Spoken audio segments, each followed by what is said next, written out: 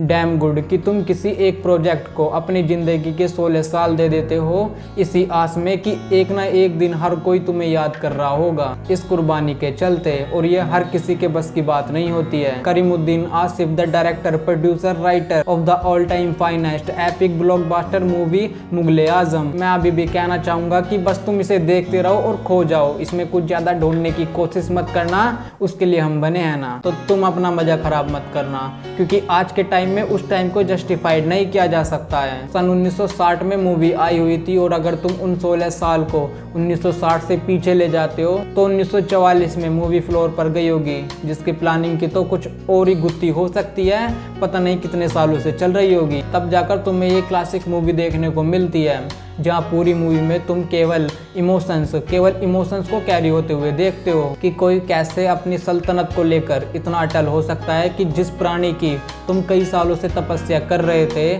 उसको पाने के लिए, और जब वो तुम्हें मिल जाता है खुदा की बख्शिश के रूप में, और आगे जाकर जब वो ही तुम्हें दुख दर्द देने लग जाए, तो फिर तुम सोचते नहीं हो कि हाँ ये जिद इसकी पूरी तो हो सकती है, पर ये मेरे नियम कायदों से परे चली जाती है, जिसको लेकर कि अब मुझे इसे खत्म ही करना होगा। मूवी तुम्हें उस वक्त में ले जाती है जब हुमायूं बाबर के वंशज थे अकबर, जिन्हें मुगल कहते थे, वो हिंदुस्तान पर सियासती रूल किया करते थे। जहाँ मूवी में एक लाइन है कि माना मोहब्बत जिंदगी बर्बाद करती है, पर ये क्या कम है कि मर जाए तो दुनिया याद करती है। जहाँ भाई तुम इन दो लाइनों में पूरी मूवी की कहानी तराश सकते हो कि सच्चाई तो यही है कि अगर तुम हाथ से काम ना चलाकर इश्क में पड़ जाते हो तो फिर तुम इन दो लाइनों को सेटिस्फेक्शन दे सकते हो। जहाँ इसकी कहानी की बात कर ले तो शहंशाह जलालुद्दीन मोहम्मद अकबर, जो कि हिंदुस्तान की सियासतों को बनाए हुए है, अपने पूर्वजों की दी हुई सल्तनत, हिंदुस्तान का सम्राट है, और उसकी सबसे फेवरेट जोधाबाई, जिससे उसको कई साल तक औलाद नहीं होती है, और एक एम्पायर के लिए उसकी औलाद का होना बहुत ही आवश्यक होता है उसकी सल्तनत को संभालने के लिए, जिससे दुखी होकर अकबर पैदल रेगिस्तान में चलकर मन्नत मांगने जाता है किसी पीरगाह में, जिसे तुम बख्शिश के रूप में भी देख सकते हो कि वो अपनी औलाद पाने के लिए खुदा से बख्शिश मांगने जा रहा था, जो कि उसको फलस्वरूप मिल भी जाता है। उसको औलाद की प्राप्ति हो जाती है, जिसका नाम मोहम्मद सलीम पड़ता है, और आज के टाइम में उसे जहांगीर के नाम से भी जाना जाता है। हिस्ट्री में तुमने ये सब पढ़ा ही होगा। जहाँ इसके आगे जब सलीम की परवरिश हो रही होती है अकबर के महल में, जहाँ उसे वो स्टेज दी जाती है जिसमें कि जोधाबाई उसे अपने सिर पर चढ़ा कर रखती है, और वो इसी महल की शानो शौकत में बिगड़ जाता है, जिसकी खबर अकबर को पड़ती है, और वो सलीम को महल की शानो शौकत से दूर एक अय्याश लौंडे से एक जिम्मेदार मर्द बनने के लिए कहीं दूर भेज देता है, जिसके 14 साल बाद वो घर वापस आता है अपने शरीर पर कुछ घाव लिए हुए, जो कि उसकी मिच्योर मर्दानगी का सबूत देते हैं। जहां उसकी इसी घर वापसी को लेकर महल में एक संगीत का प्रोग्राम रखा जाता है, जिसमें कि एक नदीरा नाम की लड़की वहां परफॉर्म करती है, जो कि एक घनीसी होती है। उसका पेशा महफिलों में नाच गाना करना ही होता है, और उससे खुश होकर अकबर उसका एक नया नाम रख देता है, अनारकली। और अनारकली की खूबसूरती पर सलीम उसको दिल दे बैठता है, जिसमें कि वो बाद में गार्डन में, बाहर और महल में आपस में चोरी चोरी मिलने लगते हैं, जिसकी खबर एक बहार नाम की लड़की को लग जाती है, जो कि मन ही मन में उन दोनों के प्यार को लेकर जल ही रही होती है, जिसकी खबर वो जलालुद्दीन मोहम्मद अकबर को दे देती है कि उनका लड़का एक घनिष्ठ संबंध बना रहा है, जिसको कि अकबर सहन नहीं कर पाता है, और वो उसे रोकने का प्रयत्न करता है। और यह अच्छा भी नहीं लगता कि एक वेश्या एक मुल्क की रानी बन जाए, जिसके चलते अकबर अनारकली को कैद करवा लेता है, जिसकी खबर जब सलीम तक पहुंचती है कि उसके बाप ने ही उसकी मोहब्बत को कारागार में डलवाया हुआ है, तो वो अपने बाप के खिलाफ ही जंग छेड़ देता है, जिसमें कि उसी की हार होती है सलीम की। और आगे मूवी का एंड आते आते अकबर जो है वो अनारकली से समझौता कर लेता है कि उसे सलीम को हमेशा के लिए छोड़ना ही होगा, क्योंकि मरना तो अनारकली को वैसे भी था, अगर वो सलीम को छोड़ती है तब भी, और अगर नहीं छोड़ती है तब भी, जिसके चलते अकबर अनारकली को दीवार में चिनवा देता है। और यहीं पर एक ट्विस्ट आता है, जिसको कि स्पॉइलर अगर तुम्हें नहीं चाहिए तो यहाँ से स्किप कर देना, कि जब वो अनारकली को उस दीवार में चिनवा रहा होता है तो अकबर सबसे छुपाते हुए अनारकली को अंदर सुरंग से हिंदुस्तान की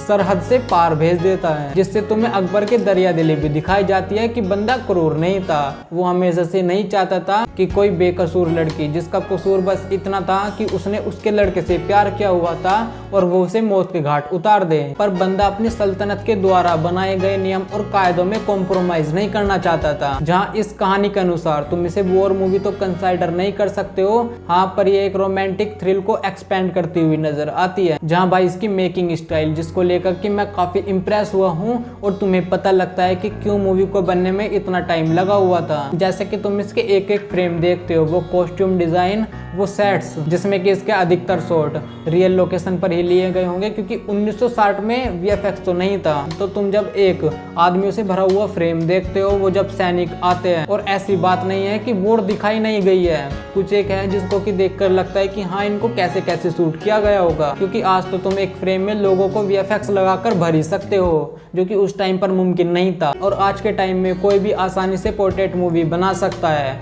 पर उस टाइम में ऐसा कदम उठाना, वो भी इंडिया के अंदर, उसके लिए काफ़ी हिम्मत चाहिए होती है। और मूवी 3 घंटे की, जिसमें कि कोई कोई सीन तुम्हें ऐसा लगता है कि वो जैसे एकदम से आ रहा है और फटाक से जा भी रहा है, और मूवी लंबी भी महसूस होती है, क्योंकि आज के टाइम में क्या हो गया है ना, कि तुम्हें आदत है फास्ट स्क्रीन प्ले की, जो कि मूवी की कोई एक कमी नहीं है, ये हमारे अंदर कमी बताती है, क्योंकि तुम्हें हर एक सीन में पेशेंस रखने की आवश्यकता पड़ती है, जो कि मैं भी मानता हूँ कि आज की जनरेशन के हिसाब से ये मूवी बिल्कुल भी नहीं है, क्योंकि इसमें तुम्हें वो 60 वाला स्टाइल ही देखने को मिलता है। यहाँ तक कि किसी एक्टर में भी जब वो एक्टिंग करता है, तो किसी सीन को करते हुए उसका थोड़ी देर तक सहम जाना और फिर बोलना। जहाँ इस मूवी के मेन कैरेक्टर्स की बात आती है, तो उसमें तुम दिलीप कुमार साहब और मधुबाला को एज अ मेन कैरेक्टर के रूप में देखते हो, पर मुझे जो कि इस मूवी का मेन हाईलाइट कैरेक्टर लगा, वो है पृथ्वीराज कपूर एज मोहम्मद अकबर, जो कि जब भी स्क्रीन पर आते थे उनकी परफॉर्मेंस कुछ अलग ही लगती थी। बाकी दिलीप कुमार साहब, उनकी एक्टिंग को लेकर कौन ही सवाल जवाब कर सकता है। बाकी तुम्हें कोई ऐसे एक्सक्यूज भी नहीं देने चाहिए,